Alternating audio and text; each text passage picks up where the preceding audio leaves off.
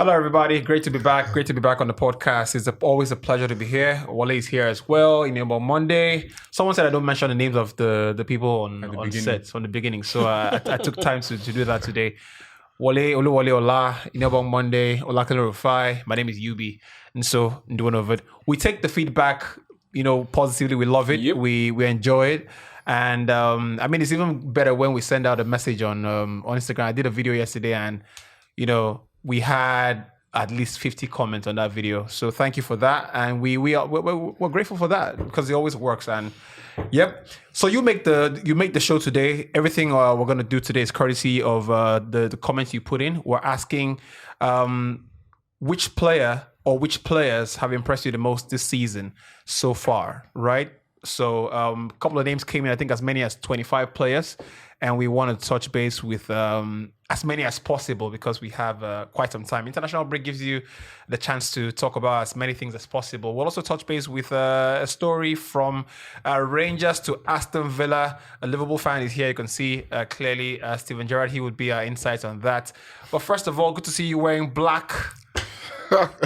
Welcome to the show. Yeah, great to be here.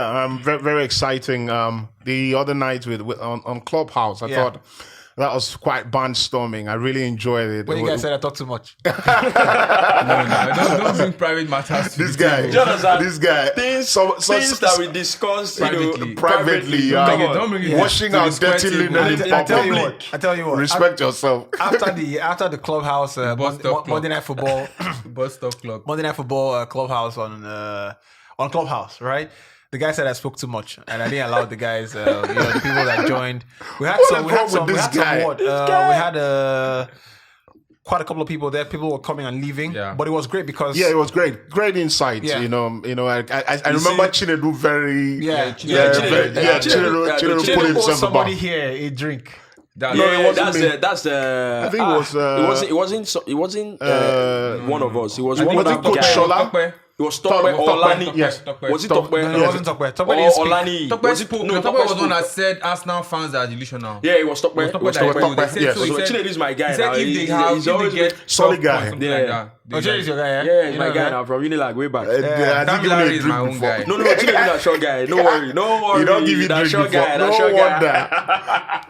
Have we met? Have I met him?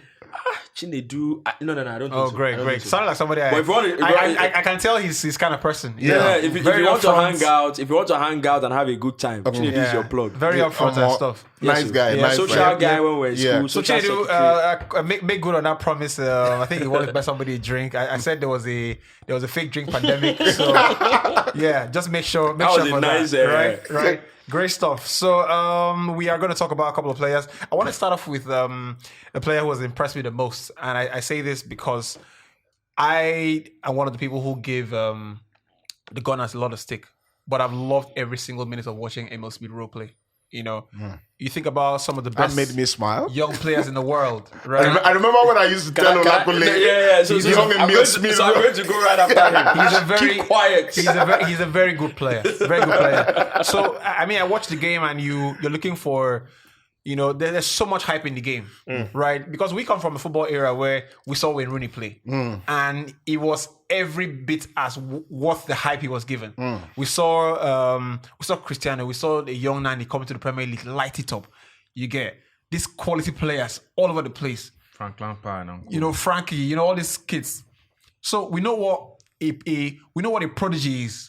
So these days he use the word lightly, they use it loosely. This guy is the next big thing. This guy's the next big thing. I see a kid like Amad Diallo. They say he's a wonder kid, and he comes. I don't see what he's doing. I can't quite see what he's doing. But back to Emile Rowe. When I watch that kid play, I see a boy who is just an incredible football player. He's a small guy, but I think he needed time to grow into being comfortable playing at the biggest level. I saw an article last week or earlier this week where he was like, he had to take some time to overcome the fear of a big crowd, a large crowd. And we've spoken about this time and time again. But when I think about young players in the world that are really good, I think, who's the best young player in the world? I think Erling Haaland is the best young player in the world. I don't count him as a young player. I count him as a senior nowadays, right? Yeah. But who's the best young player? Who's the best young player? I think it's difficult to pick one person. No. Who's the best young player? I mean, For I me- don't count Kylian Mbappe and Haaland as young players anymore. okay, They are yeah. senior pros. For me, I really love Ansu Fati. I love Ansu Fati. I love Ansu I Fati. think Vinicius is doing fantastic. Yeah, Vinicius is Vinicius a young player. He's 20 now. 20, right? Yeah, right. yeah. Let's Let's look look at at has a lot of those under experience. 20. But has Okay. under Under 20. 20. Under Yeah. 20. 20, okay. Under 20. So I think Ansu Fati is... I think Pedri is a cracker. I think Pedri is good, Pedri is a cracker. but I think he's a steady player. Yeah. Yeah, that's why he- I think we need to give him credit because recently it has always been about the guys scoring the goals, the guys making the assists. flick While side there are some stuff. of the guys who, so yeah, I think Pedri would go in that, and I think also I love this kid as well.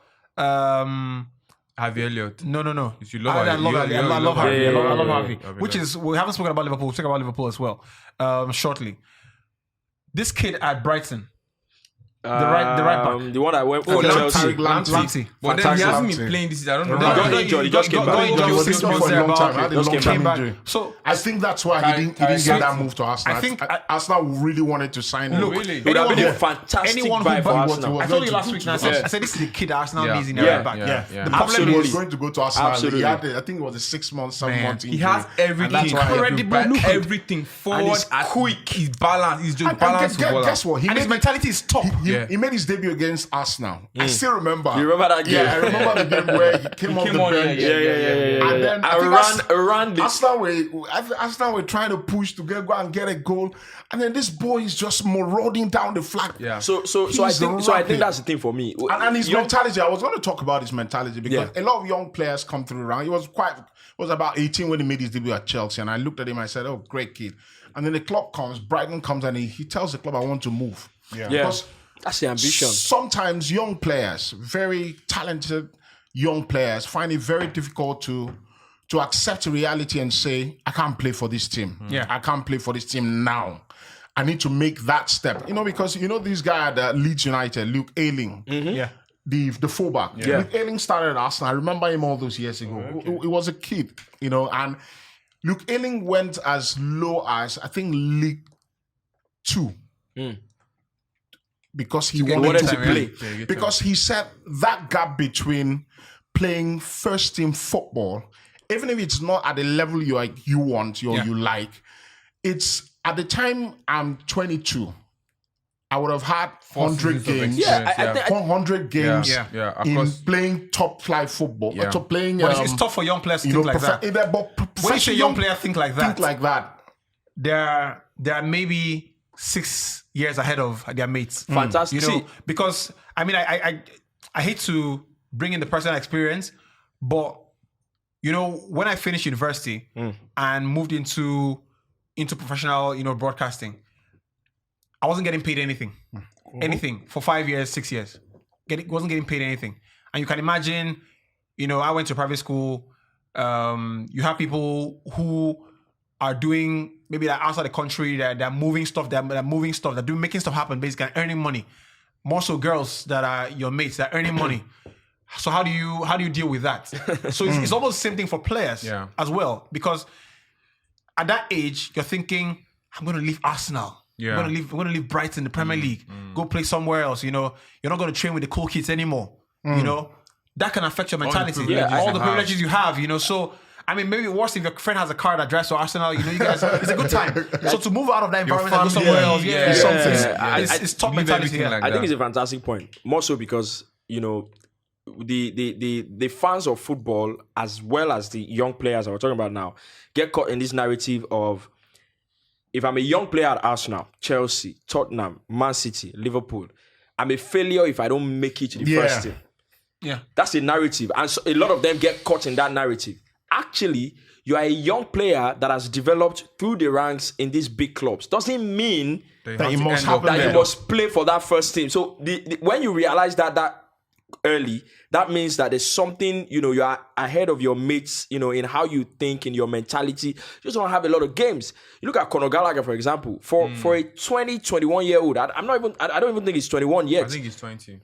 Right? He's played a lot of first team, senior team, football. So that's what it gives to you. Lots of experience playing for the first team, because at the end of the day, playing for the first team is completely different. Yeah. So we've spoken about Emile Smith Rowe. Love the kid. I really want to see him do well. Yeah. I think that. Luckily was to say something. I really want to see him do well. Please allow Luckily. And funny thing is, I wasn't thinking about him when I made the small analogy because he used to play at Chelsea. Couldn't cut at Chelsea, moved to the Arsenal, right? And he's got great balance to him. I think he's the best player Arsenal have this season. I think he scored 4 goals in the last couple of games. Yeah. So he's adding goals to his game. And when I spoke about Mr. Mount 2 seasons ago, right? For when a young player is a tactical solution for a manager, it is an incredible plus, right? So Mason Mount, if you put in Jose Mourinho in the team, he'll pick him. Tuchel picks him. Pep Guardiola picks him. Klopp picks him. He's a tactical solution. He can play left, can play right, can play at the base of midfield, can play everywhere. And it's not a baggage. And it's what I'm saying about Emile Rowe now. Because, I saw him in number 10 role. He's a bit too small for the position, maybe, and stuff like that. He's now moved out wide. And he's relicking the position. He's doing it, with so much grace, and that's great stuff. Yeah, so, but for me, my best player for us. You will not allow Lakule to say what. Please allow Lakule. Go ahead. I mean, so the thing is, Inelbog and I, we've gone back and forth, a couple of times about a couple players. Okay. And I think often, in most cases, I've always come out tops. We talked about Kolasinac. We talked about, I think, Disaster. What's his name? Was this Saliba? Or, there was another guy, centre back. Konstantinos Mavropanos. So you see these players. You see these players. The moment they brought them in, I remember telling him Kolasinac, I said this guy will be a disaster. But I think Emile Smith Rowe, and I can remember when Inelbog was saying this guy, young, that's how he says it, young Emile Smith Rowe. Yep. And that was like 3 seasons ago. That was like 3 seasons ago. Yeah. So I have to hand it to Fair you. play on the air now. Fair play, yeah. Fair play on the air now. Great stuff. So I want to see him do well. Love the kid. Hopefully he keeps progressing. But I've been more impressed with Aaron Ramsdale because of how he has been able to coordinate that defense and become a voice to That guy na gra. No. I don't think so. I think he reminds me of Pickford. Yeah, I get what you're saying. But I also he feel can like, be very rash. I also feel like in terms of being vocal, and that team needs it. Look, under the circumstance, if you consider the fact that Arsenal were not doing well, Berleno was conceding, making mistakes, it was like a huge cloud over Arsenal. And then you bring in someone, they brought him for 30 million, didn't start immediately, was on the bench for some games. Then you bring him in. Automatically, there's a lot of pressure on him. The way he has responded, you have to give him credit. He's been like, he doesn't really hear anything that's going on. I just want to play my games. You get, huge character. Against Leicester, the Leicester fans behind him were singing, "You will never play for the England national team." Come on. So he takes a goal kick and then he turns and punches at them. He's such a great character. I remember when Arsenal were 20th. You could see someone who enjoys what he does, and he's not afraid to question the responsibility of his defenders. And that's something I think Berleno is a better goalkeeper. But Berleno has his moments. But Berleno is someone who's, I'm doing my job. If you like, do your job well. If you don't like... But Ramsdale is not like that, because he's screaming at Ben White. He's screaming he's telling them this is where you should be. He's telling them what to do. That we can talk about Gabriel, which I think Gabriel has been a cracker since he came back. You can talk about how defensively, and the manager has to take credit, because I think as a unit, Arsenal have become a lot more better in terms of the way they are set up. But as a goalkeeper, you see everything. You see who is making mistakes. You see everything. So it's very important how you conduct yourself and how you manage your centre backs. And they seem to be in sync with him, because I'm seeing the high fives going in. Looks like a team that gradually something is building. And Aaron Ramsdale, my word, he's been terrific. Yeah. There are only 2 Premier League goalkeepers that have a save percentage of above 80%, which brings me to the next conversation. When a goalkeeper saves, or when the numbers are that high, right, over 80%, does that tell you he's facing a lot of shots? Because we've just sat here and every blog you read is Arsenal's defense is better. But only himself and Edward Mendy have a save percentage of more than 80%. So there's been talk about how defensively solid Chelsea have been too. The same percentage doesn't tell you that they're facing a lot of shots. It says that, for efficiency. Yeah. So even if you face just 2 shots and you save one of them, that's about what 80-90%. And that's why Mendy's maybe that's why Mendy's on that list, because I think that this season David De Gea has been very, very fantastic. But because of how poor the defense is, he doesn't get the clean sheets, and of course, he won't have a better conversion rate. I agree. I get what you're saying, Percentage. but I think we Mendy there's an exception because I think he has actually saved a lot. I remember the Brentford game. Remember the Brentford game? True. You know, I think even maybe Liverpool or maybe Liverpool. He was good No, too. I don't think. I can't remember the games. Liverpool didn't give him so They much. didn't really have a lot of. But I think he has saved a lot actually. With Mendy. So Is this the part where Against Aston Villa. Against I remember Aston that Villa. game when Yes. Chelsea won 3-0. Yes. Yeah. Even the Burnley game, Burnley had a chance that he could have scored. The last minute. Yeah.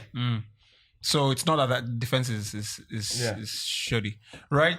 So this is the part where they say stats are like lingerie. They show you what they want to show you and expose the rest, right? I hear a lot of people. I hear a lot of people speak about Ramsdale's command of the area, right? Because I think we did a countdown for top players. I think we spoke about these things, how goalkeepers are judged and whatnot. Command of the area, communication, all that stuff, reflex and all that stuff. What I like about him the most is his concentration. Yeah. Because I think that what you see him do is that he's constantly switched on. Yeah. Right? Which is what I find with Ben Leno. You made a phenomenal analysis on Ben Leno. I think he's a better goalkeeper, right? But there are moments he can. You see, because you are playing in a defense where sometimes the game can be passing you by. Yeah. And you just switch off. But with Ramsdale, he's currently talking, he's currently picking on people. And I think he's maybe consciously or subconsciously telling everybody, stay awake. Yeah, stay awake. Stay awake. So that's great stuff. And honestly, you touched on everything I want to speak about Ramsdale, because I always say with young players and new players that come into the team, what I watch out for is when things are going great, I like to see their personality. When things are going not too good, that's where I actually want to really see the personality they have. And I think that he has that. I was reading an article on him about when he was at the I think Sheffield's junior team, and how he made a mistake and didn't affect him. Just kept playing. So great stuff with Ramsdale. And I think we have to give Arsenal a lot of props, because how do you go from 20th to 5th on the table? If I'm not mistaken. 2 points. It's incredible stuff. Can the league just end? Can the league just end and you're already? That's aiming for too low. I was actually going to ask what you said just now.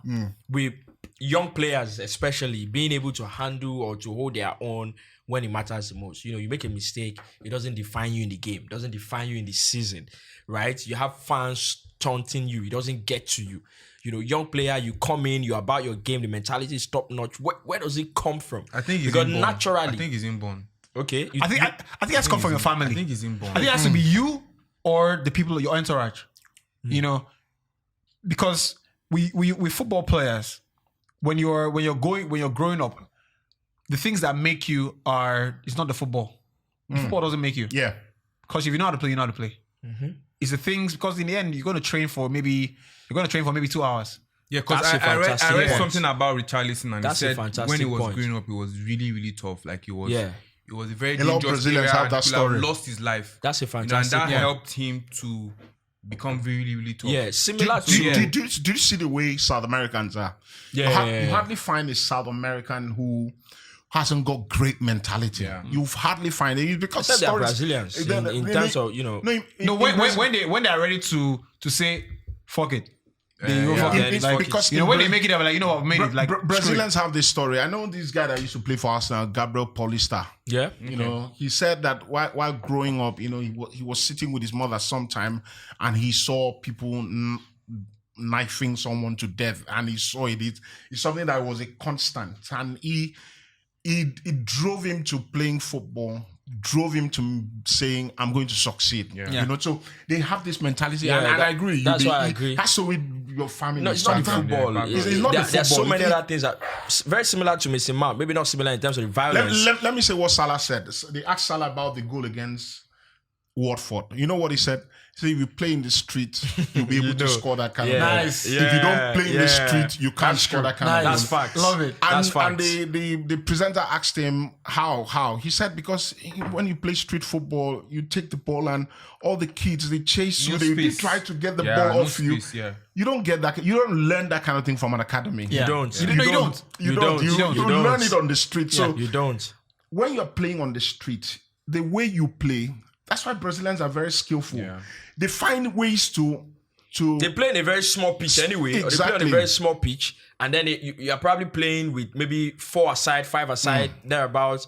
And you know, with 4 aside, 5 aside, is a non-positional kind of play. There's no structure. Everybody once tackling that guy, tackling this guy. Maybe there's just one guy that goes at the back. You get that's just at the back. You get it's like you have to find your way. You have to make things happen. You get so that really street football has a way of molding this kind of mentality. You know. But with Ramsdale, I'm not quite sure where it comes from because I look at him and he quite looks the guy who's timid.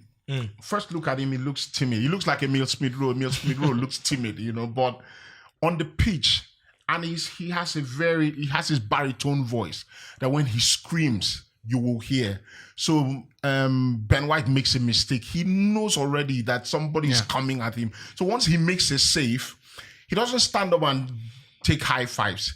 He's screaming at, why did you even allow him to shoot at me? Yeah. So that's great mentality for the team. That's great mentality, and it's also very a brilliant analysis as well. Because I don't know where I heard the story from. I think it was all these stories that go around when you're growing up about football players. So Messi used to he used to carry the ball from his house. He used to kick it on the street and go to the football pitch when he was going.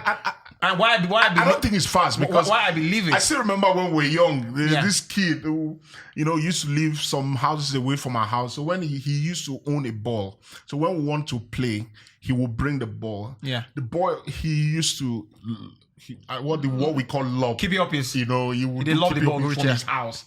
He would keep doing that till. I don't know why he didn't really succeed, but he looked a cracker. He looked like he was going to do so well. Yeah, the thing with children's football is that everybody goes like a beehive. Everybody goes somewhere. Yeah, right. So and I was reading zonal marking. It's funny because I never told the story. I wanted to. It's like zonal marking. Yes, right. When you're watching from the outside, you see everybody don't go where it goes to where the ball goes to, which is one of the frustrations I have with amateur players, right? Because I don't know if I told the story. I had such a strong passion to go into management. Such a strong passion, very strong to go into management. Maybe even stronger than what I have for broadcast media. I actually went as far as going to the NIS when I got to Lagos to register for a course and whatnot. I got there. I looked at the curriculum. I didn't think it was. Because when you want to do something, you go ahead and read about it. I saw things that prospects. I felt like people that have gone through this. We're 25, 30 years behind, what I was seeing. That's no disrespect aimed at them. No disrespect to the NIS, because I saw a lot of people there, great people doing stuff, but I just felt like it would be a waste of my time, right? And ultimately, I still would need to do, and I looked at, this is what made me stop. I looked at the coaches in the NPFL, right? I looked at, of course, how much they're earning. I looked at, but that was give or take. I looked at the requirements on their CV to be a coach, and some of them didn't even have a Class C license. And I thought, if I pursue all this stuff, and someone's going to tell me, you didn't play the game, right? When I clearly know the game better than them, or I see the game in a different way entirely, right? So but why I want to tell that story is because I read somewhere because I love working with kids as well.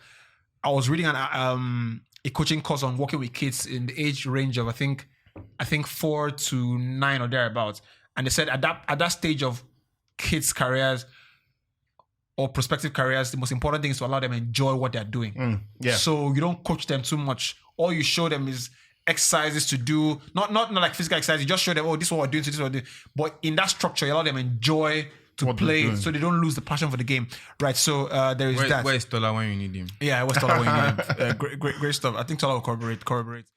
Hi there. Thanks for watching us on YouTube. Please leave a subscribe on the channel, The Hindsight Podcast, and also on Instagram at The Hindsight Podcast. It's the same on Twitter as well. Leave a like, a retweet, or a comment. We'll see you soon.